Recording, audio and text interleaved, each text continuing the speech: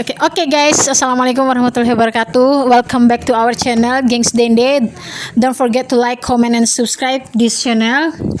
And kita masuk ke segmen curhatan lagi. Ini berdasarkan kemauan narasumber. Dia ingin mencurahkan segala isi hatinya sosial media untuk dibagikan ke teman-teman yang mungkin cerita ini bisa dijadikan sebagai pembelajaran. Tapi kita rahasiakan identitasnya, kita jaga privasi orang. Jadi peraturannya, hal-hal yang ingin diceritakan itu boleh diceritakan, tapi kalau memang itu menurutnya rahasia, jangan diceritakan. Oke? Jangan lupa subscribe. Oke, gini ya, kalau masalah ini kan dirahasiakan identitasnya. Gimana, apa sih, cerita apa sih yang membuat hidupmu itu berubah gitu? Berubah gimana ya maksudnya ini? Berubah artinya mungkin ada kejadian yang memang kejadian itu yang sangat-sangat berarti gitu, yang berkesan dalam hidupnya. Itu cerita tentang apa, boleh diceritakan? Oh, cerita kalau menurut saya sih dari sisi keluarga juga boleh. Mungkin rumah tangga saya mungkin ya. Oh ya, rumah tangga. Jadi boleh maju sedikit. Jadi rumah tangga itu gimana ceritanya? Gimana ya, saya ini pernah gagal dalam rumah tangga gitu kan. Itu sekitar umur berapa tahun? Umurnya berapa tahun?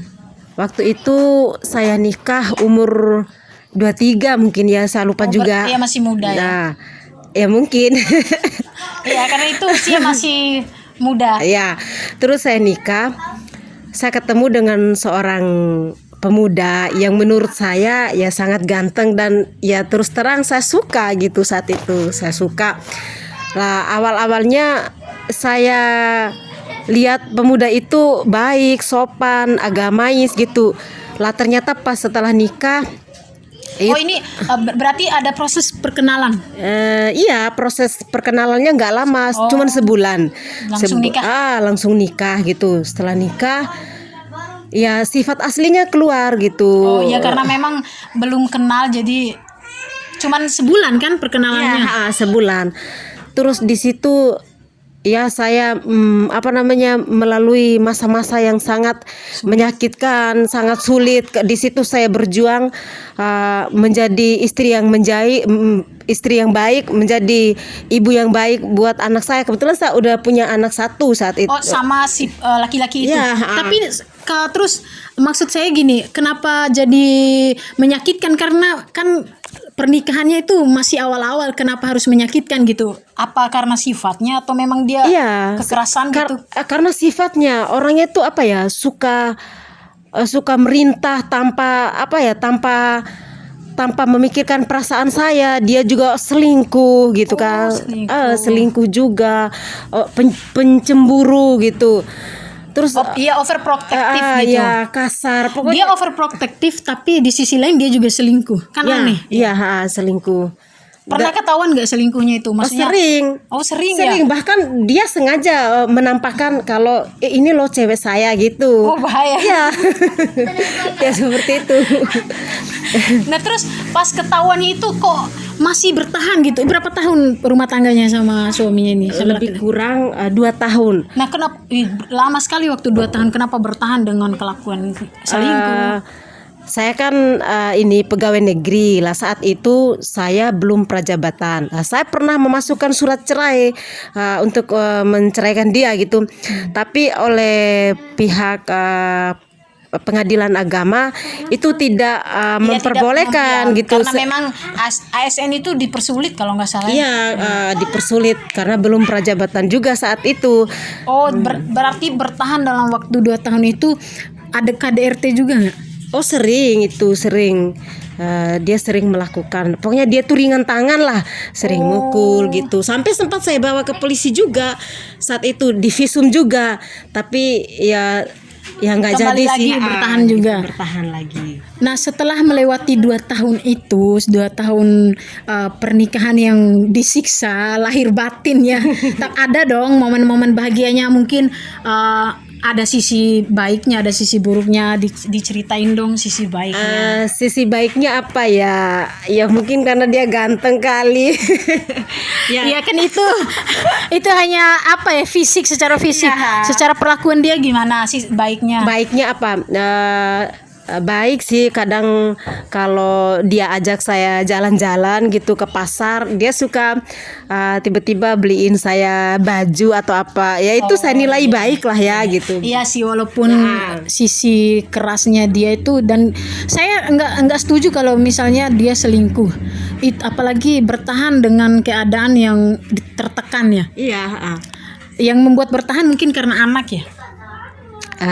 Kalau saat itu saya nggak memikirkan anak, saya bertahan karena orang tua. Jadi orang tua sering memberikan nasihat supaya nikah itu sekali seumur hidup, nggak boleh nikah lagi. Nanti apa ya, jadi malu-maluin keluarga. Saya bertahannya di situ. Coba saat nikah setahun aja orang tua mendukung, saya cerai. Mungkin udah dari dulu sudah saya ceraikan dia. Tapi ini demi orang tua gitu. Nah, setelah melewati perceraiannya itu, itu fase dimana sangat sulit ya, karena memang harus menyandang status janda gitu. Itu gimana? Ceritain gimana melewati proses itu. Kalau waktu itu saya menjalani masa-masa janda gitu ya. Ya, apalagi menyandang status janda itu di umur yang muda ya guys, di umur sekitar 24 ya. Iya. Setelah pernikahan.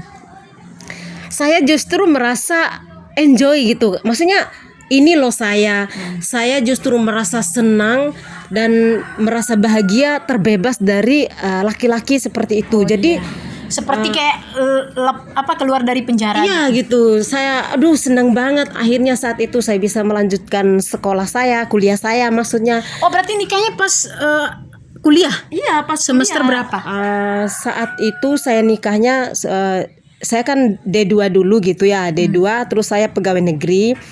Lah setelah itu nikah sama dia, putus, ndak lanjutkan sekolah. Setelah saya putus dengan dia, pisah, cerai gitu, langsung saya lanjut S1 gitu. Oh iya. Jadi setelah pisah sama dia, ya Allah senang banget. Akhirnya saya melanjutkan studi saya, melanjutkan kuliah saya tanpa ada perasaan ada yang ngikutin, ada yang melarang, ada yang ini itu gitu. Tapi sebelumnya pernikahan ini nggak ada yang memaksa ya, artinya memang dari hati, nggak ada pemaksaan dari orang tua, dari keluarga. Emang pilihan sendiri laki-laki ini? Oh nggak ada. Malah saya curiganya saya dipelet ya, kok bisa langsung suka sama dia. Iya. Karena pada saat nikah kan PNS ya? Iya. Oh, PNS. Nah, selain melewati fase itu, mungkin ada keluarganya apakah baik-baik saja atau gimana? Mungkin bolehlah di-share pengaruh nggak setelah psikologis seorang anak itu, orang tuanya gimana gitu? Maksudnya orang tua saya gitu? Iya, orang tuanya melihat anaknya yang sudah menyandang status janda di umur yang masih kecil gitu. Masih muda.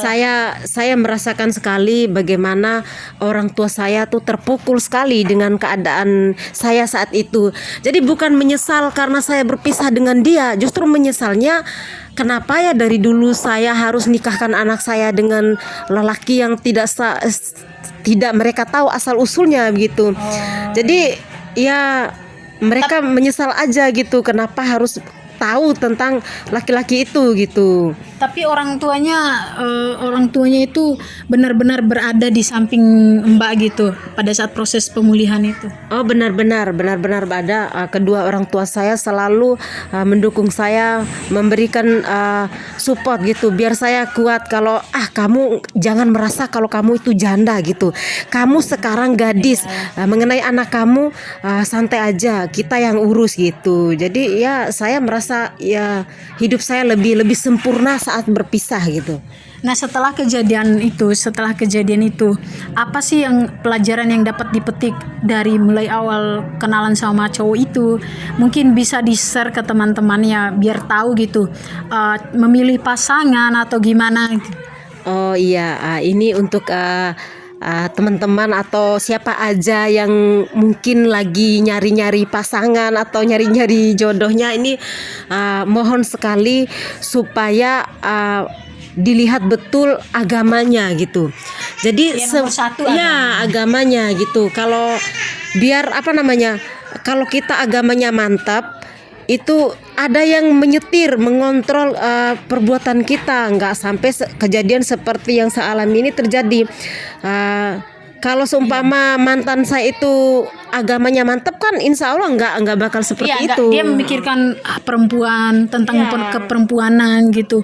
Jadi KDRT juga nggak bakalan terjadi. Terus setelah agama gimana sih? Kan maksud saya tuh kita lihat dari sisi mungkin keturunannya atau bahkan dari dianya sendiri, kita melihat dari sisi apanya gitu loh. Ini buat saya juga sih. Iya, jadi pasangan kita itu jangan cuman melihat fisiknya aja, oh dia ganteng, atau dia cantik, ini cocok nih untuk aku gitu, seperti itu jangan terlalu fokus pada penampilan fisiknya aja, kan kita nggak tahu. Jadi teliti dulu, seperti bahasanya orang Jawa itu bebet, bibit, dan bobot. Jadi keturunannya juga mendukung dia itu orang baik, saling mendukung itu. Terus sih dari segi ada juga kan dari segi hartanya juga kan, agama juga suruh memilih seperti itu. Ya nggak di bawah banget kan, misalnya masih standar. Ya gitu, seperti itu. Ya udah pasti ya agamanya seperti itu sih. Ya pokoknya jangan lihat dari fisiknya. Bisa saja orang yang agak fisiknya di bawah standar ya perlakuannya juga baik gitu.